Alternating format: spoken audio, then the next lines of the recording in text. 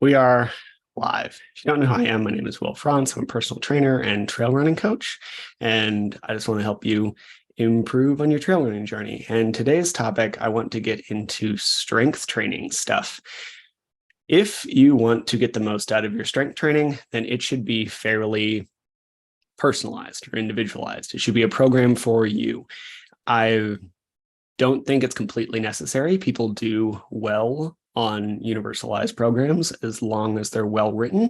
But if you want to get the most out of it, it should fit you and your needs as a runner, as a person. It should take into account your body and movement mechanics and history and all this stuff. So today I want to run over how I do a strength assessment for people or a movement assessment for people before I do strength training with them. It looks a little different depending on the person and whether I'm in person or online.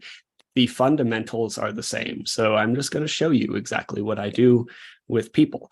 But be aware that if you ever do this with me, it might look a little different because I learn things along the way. We might dive deeper into something. So for example, you're going to see me do something like a wall test. I had one woman who had like an extra rib up here. So there's no way that she could get higher than that. So we didn't dive any deeper into that because it was physically impossible to move her shoulder in that manner. So depending on where you are, we might dive deeper. We might completely skip something altogether because there's nothing you can do short of taking a rib out to make your overhead extension better. So first, why do we need an assessment? Because you might need different stuff than your running partner or your training partner or the guy down the street. For example, a lot of people who have been running for 20 years tend to have what we call knee valgus. So their knees dive in. And we'll see that in our first test, like the squat test. So if you have knee valgus, it can mean many things, which we'll talk about. But one of the primary drivers for that is that your glute med or your side butt doesn't pull its proportionate weight.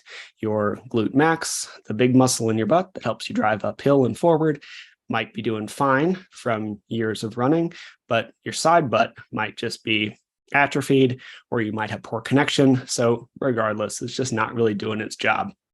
If that's you, then you would benefit from something like sumo squats or sumo deadlifts because it forces you to keep your knee out. Yes, those little band hobble things do a good job. I do them as a primer to get you in touch with that muscle if needed. But when we're really trying to build strength, you want both feet on the ground so you can drive and build that part of your butt. So if, however, you have played a lot of lateral back and forth sports like soccer or basketball or ultimate frisbee in my case, then your glute med probably does a perfectly fine job. And you might not need that at all. And a sumo squat would, if anything, be reinforcing a movement pattern that you already have. So you're probably not going to see any real knee valgus on that person unless we have ankle stuff. Or if you do, again, it'll be ankle stuff. But if we do see that, if we want to get that conventional deadlift is what I'm trying to get to. You don't need a sumo deadlift because your side butt already does its job. So we'd want something more like a conventional deadlift or a kettlebell deadlift where your feet are more narrow so that we build the right muscles. This is just one example of why a movement assessment is helpful, not to mention some of the safety concerns. So you can do your own. And that's kind of what I want to show you here. It will require you to take video of yourself and assess it from a few different angles. It's kind of a pain, but you can absolutely do it. You could have someone do it for you. You could buy a training session or two with a personal trainer from a place where they sell multiple or couple session packages, and they could give you some feedback as to how you move. There's many ways to do this.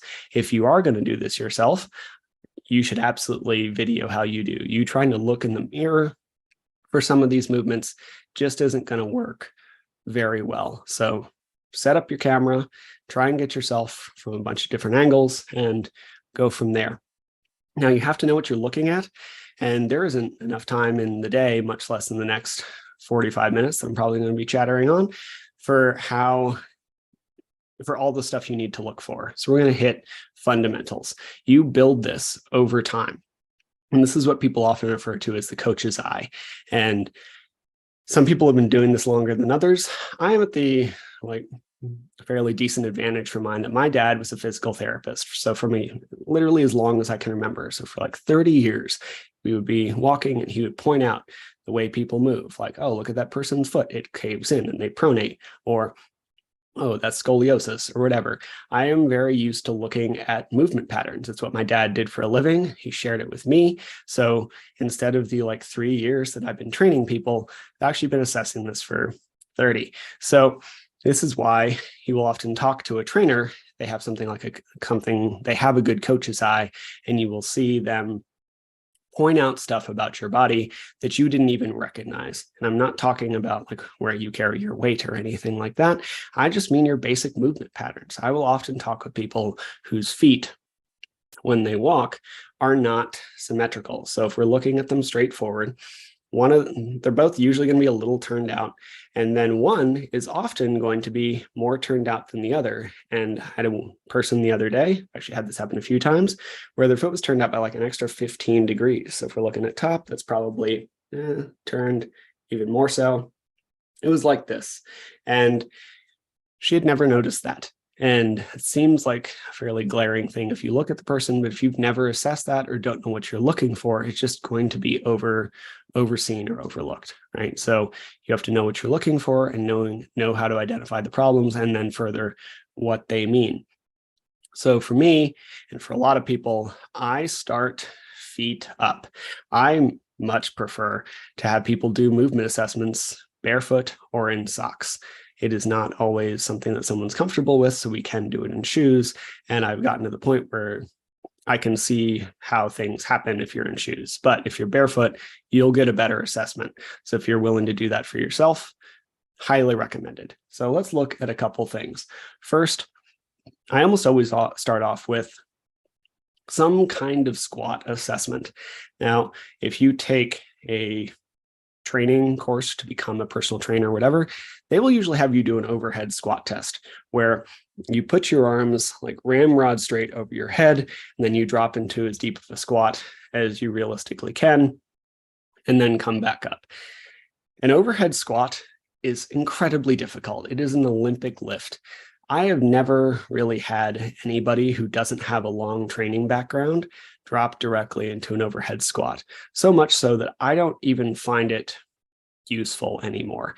My preferred version is to have someone take a dowel or a PVC pipe or a broomstick and put it down their back, because we can see the same things with a lot less deviation and frustration. But I don't have one of those with me, so I'll show you both what we're looking for. Now, fair warning, if you were listening to this just on audio or podcast version, you should probably look at the video unless you have some training history and recognize what I'm talking about. Two, the sound is probably going to go in and out. I got a new mic recently, and it is much better from a sound quality perspective, but it doesn't pick up as well across the room. So you hear me get a little quieter and then a little louder. We'll see this shift. So from a squat perspective, let's see. You always want to be able to see the person's feet. So this is too close. If I have you squat like this, I can't see what your feet are doing, and I can barely see your knees. We want to be full height. I would actually much rather you cut off your upper torso than your feet. And then I will typically have you put a dowel down your back or hold something overhead. And then we're going to squat to depth and come back up to top. See how deep you can get while maintaining good form. I usually have someone do 3 to 5 facing me if I'm on video. If I'm in person, I will just do a 360 around the person as they do 10 to 12.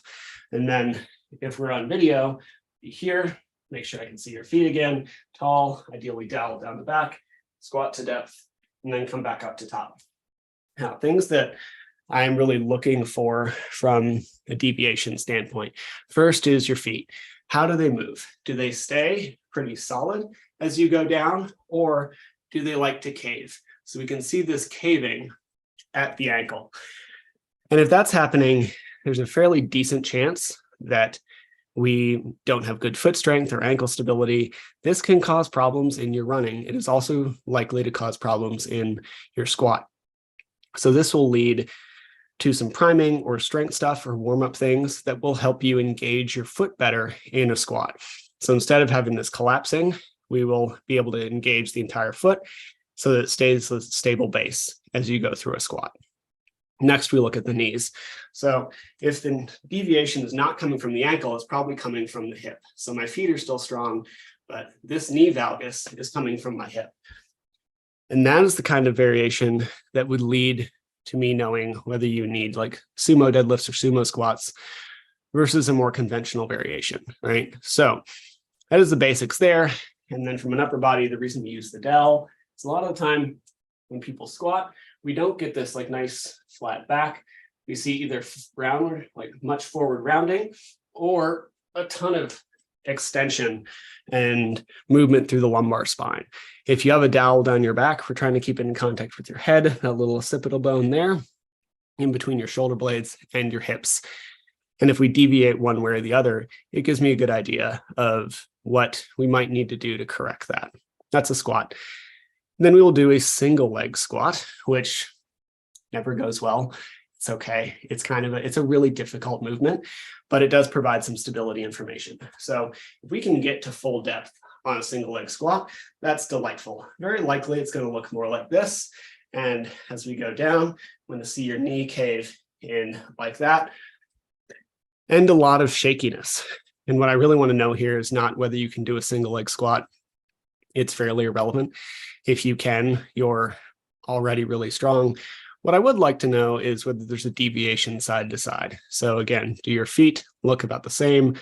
Do you struggle more on one side than the other? If so, that will give us an idea of how we need to make adjustments for like split squat work versus a bilateral, like heavy weighted squat. Once we get that, I will go into something usually called a windmill. So for a windmill, your feet are directly underneath your hips, and then we're going to stagger them by about a half of a foot's distance. So right now, my right foot is back from my left a little bit, and then I'm putting my right arm up into the air, and I'm going to take my left hand, I'm going to slide down my front shin, pushing my hips back, keeping the right arm up to the sky, and then slide back up to top. I usually have someone do that 3 or 4 times on one side, and then I'll have them face at a 90-degree angle as we do the exact same thing here and back up to top. Your knees are going to bend a little bit, but we really want this to come from hip motion. So things that we can see here are if you turn it into this, like, instead of being here, it turns more into this squat. It's very likely that you don't have a lot of access to this hip hinge. That could be from tight hamstrings. It could be from tight glutes. It could just be not being used to the movement pattern. No matter what it is, it means that you're probably going to struggle a little bit with deadlifts and other hinge motions. So we want to make sure that those feel really solid so that you don't like hurt your back when you're doing a deadlift. You might need to start with the weight lifted a little bit off the ground. You might need a few things, but that is one of the main things I'm looking for, is whether you can even like create that hinge motion at your hips. So instead of a squat where the knees and the hips bend at the same time, whether we can like just focus on that hip bend, okay? Other things would be like how the upper body works here. So big deviations you'll see from this motion as we come down to the bottom, like the hand dips in one way or another. And if it dips from here, it's usually your upper back or rear of your shoulders, or you can see this entire like torso dip. That usually means we just don't have great connection to the obliques.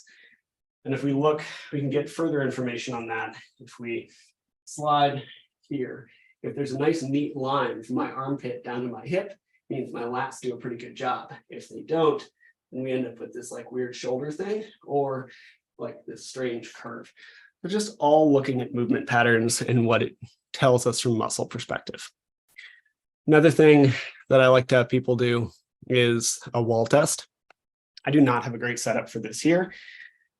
what this ends up being, so usually I will pop this to my phone and we'll move that direction past the curtain because I have a bare wall. And I'm just going to have you stand up against a wall, your feet a little bit off the wall because everybody has a butt and we need to compensate for how far you are off the wall for like how big your butt is. For me, I have a big butt, so my feet are like 6 inches off the wall.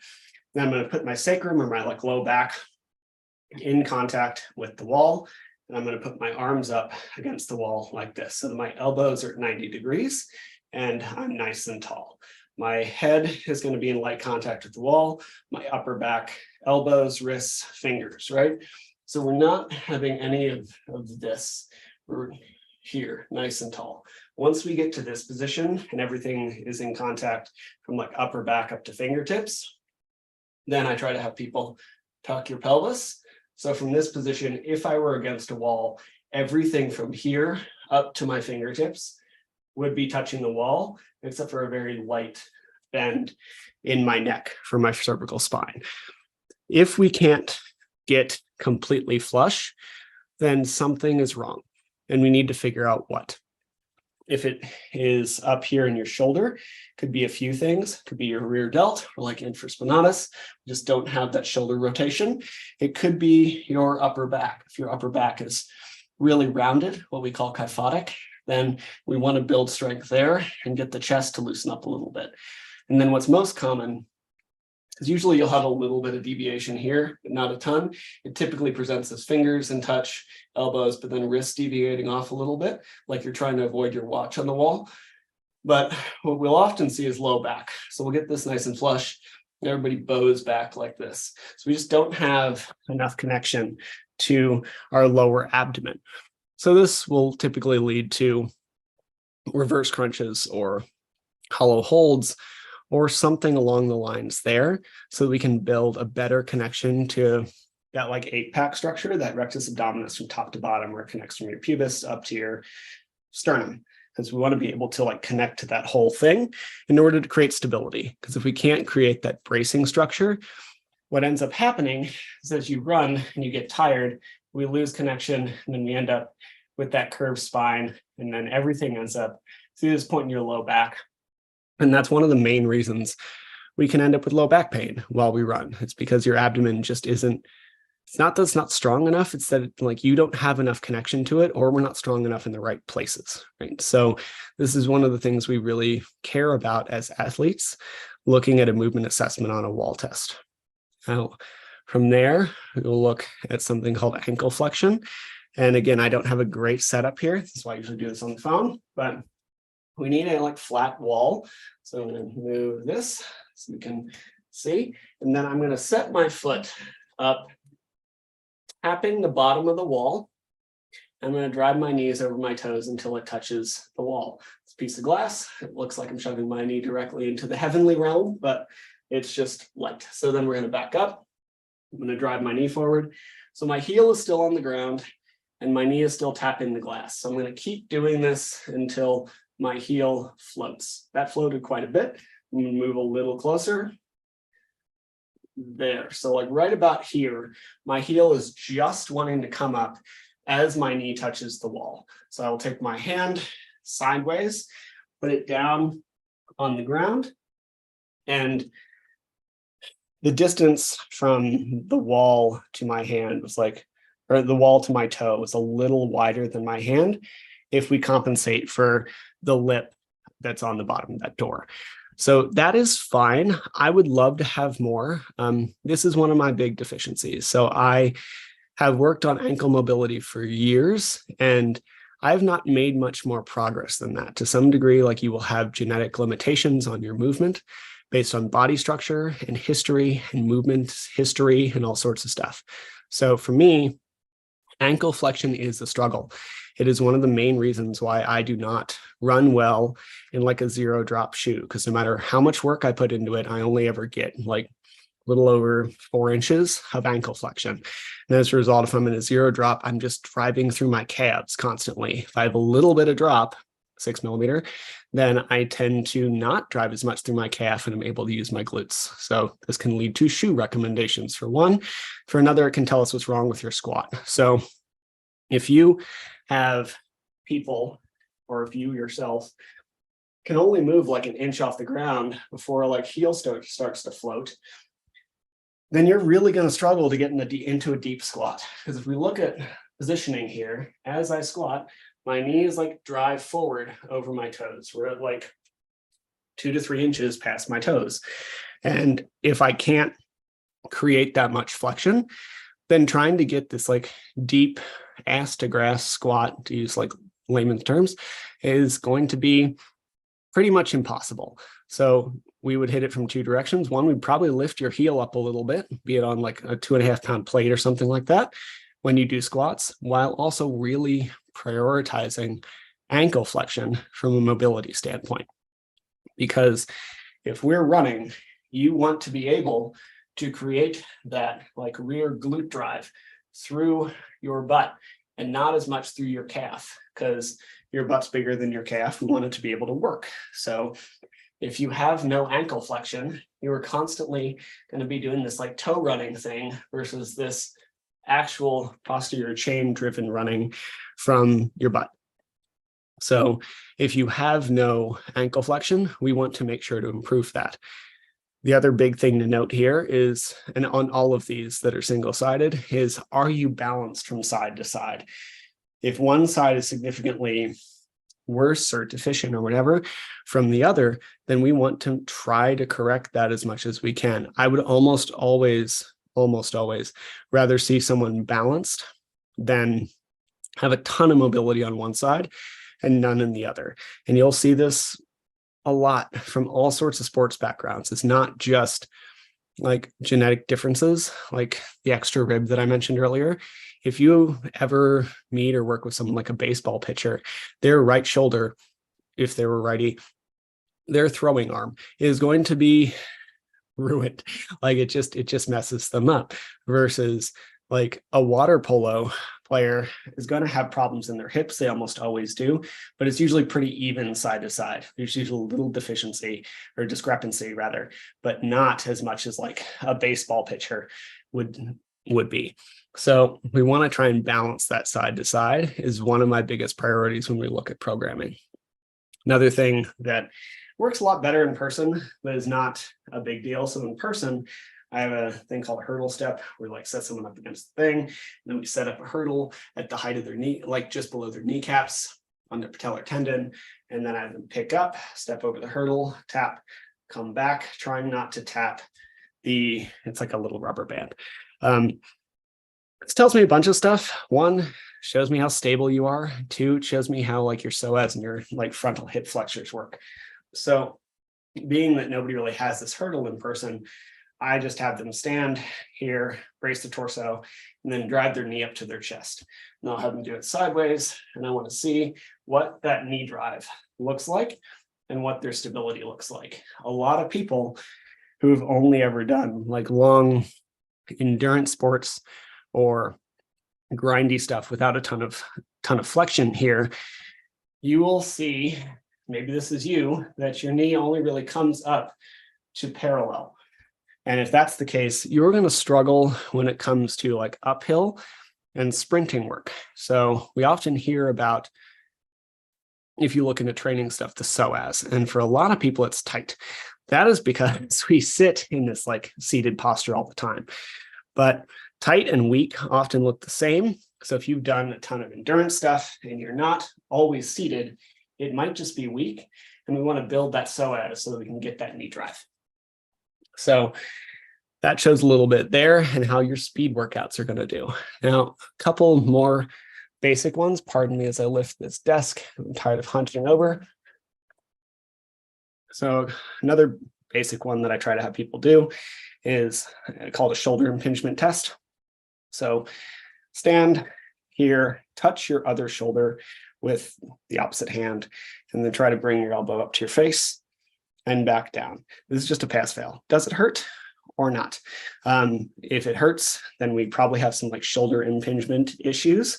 And that is a very vague term. It is not particularly diagnostic or useful to figure out exactly what's going on. But it does tell me that if it hurts to do this, we should not be doing a ton of overhead pressing work, or else we're probably just going to foster a movement pattern that's going to hurt your shoulder. Now, for me, my shoulder is separated, which is why this little nubbin is like really, really pronounced. And it's not as much on this side, much smoother. This sits like probably an inch lower on my left side than it does on my right. So I've done a lot of work to make that balanced, build a lot of muscle mass to keep it stable, but I can absolutely like create a shoulder impingement immediately. So if we sit like I normally am, packed down my back, have all my muscles engaged, doesn't hurt at all, it's totally fine. If we go to this like basic resting position where it sits a little forward, hurts pretty excruciatingly right about there. So again, these things are reparable. You just have to know what to do and what the cause is. And then finally, the last piece of assessment I do for people is, I forgot this one while the desk was down, so pardon me as we do this one more time, is a single leg deadlift. So I love a single leg deadlift. I think it's super helpful. I think most people cannot do one, and that's no judgment. It takes a lot of practice. It's a very skill-based movement. So I want to see, one, how good you are at it, to see if we can include it in your program from the get-go. And then two, it gives me a basic assessment of how your hips move. So every time you walk, be it walking or running, your femur like rotates around in what's called your acetabulum or your hip socket. So when you step forward, your hips shift this way to allow your leg to come forward, and then you shift weight so it moves inwards. You drag your leg through, moving inwards even more as we step, and then come back to flat. So your femur is constantly doing this like back and forth, lateral and up and down motion as we go through this walk. If it can't do that, we end up with two compensations. So instead of walking really smoothly, if we don't have the lateral access, you'll often see people like kind of sway side to side, almost like a duck waddle. And then if we lose even like that forward motion, and you'll see this typically in the elderly who haven't done any training, it almost becomes like this shuffle where they really can't move their femur and their hip socket at all. These are clearly large problems if you want to run, but even a like smaller degree of this can cause problems down the line. We really want to have a full access to the rotation in your hip socket. It is one of the most mobile joints in your body, and you take thousands of steps every time you go out for a run. So even small movement problems here can lead to big compensations and pain down the line. So a great way to assess this, that you don't need to know a ton of stuff, is a single leg deadlift. I'm going to be here. This is my working leg. It's my left. I'm going to bend the knee in that leg a little bit, and then I'm going to hinge forward at the hips, reaching down, and then I'm going to come back up to top. As I reach back with that, my right heel, I'm shifting my weight back into my left leg, keeping my torso stable and coming back to top. What is probably going to happen if you've never done this before is you're going to like externally rotate your hips. So instead of my right toes staying pointed to the ground like they are here, we can try to go lower. It doesn't really matter. I want you to have access over the range of motion. Hell, for running, it could be as low as this, and we can still get some assessments, right? It doesn't need to be this like beautiful gymnastic movement. So clearly I don't have the stability to go that low. So as we shift back, your toes should stay pointed to the ground instead of flaring up here. If we start to flare up here, it means that your hip doesn't have access to this internal rotation, or you can't control it. Either way, we want to build that control so that you can do this movement better. I see this problem in most people, if we're being honest. So unless you've done a ton of these, we will typically see as you come back, rather than keeping the pelvis flat, it flares, some version of this, almost like this yoga half moon pose. And as we come down, it's the wrong pants for this. We also don't want to see that stability created through the knee. So if your hip flares, your knee can still move enough to compensate. So we want the knee to be in line with the foot as we keep that stable hip. So depending on what you find there, we might need to make some adjustments. The two biggest ones are, one, you don't have access to that lateral hip. The way we work on that, I prefer, called a supported hip airplane. So grab onto something for balance and have you reach down, keep the pelvis flat. And then we're going to use the hip to open, use the hip to completely close, and then back up to top. So again, I probably have about one of these in me without a support. This shouldn't be a balance exercise. We're trying to get control. So hold on to a stick or a broom or something, but reach back, keep the pelvis flat, stack, under control, trying to keep it open, pull back down, then close even further, and then back up and stand. Really slow and controlled. If we're doing it like that, it's not really doing much. We really want to make every micro movement of that as controlled as possible. The other thing that goes wrong in a single leg deadlift comes back to that inability to hinge that we discussed when we were looking at a windmill. If your shin, as you come down, tends to go forward, it means we probably don't have a ton of access to that hip hinge motion. And instead, you're throwing everything into your quad. So as we reach down, we want to keep that shin fairly vertical. Can have a little bit of forward bend, but for the most part, my tibia is 5 degrees off normal, right? So if that's the case where we can't keep you backwards, then I'm going to prescribe something like a front foot elevated split squat, because it forces you to keep your shin vertical as you go in an up and down motion. So I know that was a lot, kind of the point. If you do this for a long time, we can knock that out in 20 minutes and you see a lot of these things, and then you use that to create strength programming. And this is kind of what goes into behind the scenes. I think a lot of the time, programming for individuals is a little over mysterious. It's really not. It's just knowing what to look for and then being able to do it quickly so it doesn't take you all day. So again, we do the squat. I like a dowel down the back, but you can absolutely do the overhead version. If we do the overhead version, you're going to see typically arms dipping forward rather than being able to stay up by the ears. For me, I often it's tough to know where that's coming from, and we just answer that later. So I prefer a dowel down the back to see how your knees move and how your feet move. We'll do a single leg squat to look at your stability. We'll do a windmill to see if you have access to a hip hinge, how tight your hamstrings are, whether your obliques and your lats work. We'll do a wall test to see if you can create rotation in your shoulder, how strong your upper back is, and whether you have access to your lower abdomen. We'll do an ankle flexion test to see if you have enough ankle flexion to squat appropriately or run on flat ground without ending up in your calves. I'll often do a hurdle. This is one of those that kind of depends on the person. I'll often do a hurdle to see if you have access to your psoas, and then shoulder impingement to see if pressing overhead is safe for you, and then a single leg deadlift to see how your hips move. If we do all of that, great. We have a pretty good idea. And then if we're in person or through talking to someone over the coming weeks, we can adjust as needed. Because if I'm in person with somebody, every session is an assessment. Yes, you're doing deadlifts, but I'm also looking at your knees and ankles and seeing how you move. It never really stops. And then from a online perspective, this is why I have people ask me questions. We do this constant thing, or I'll have pop on a Zoom really quick with somebody and see how they're moving to make sure that nothing is really causing problems, because things will adjust as you get stronger or as you get more control. Your movement patterns will change.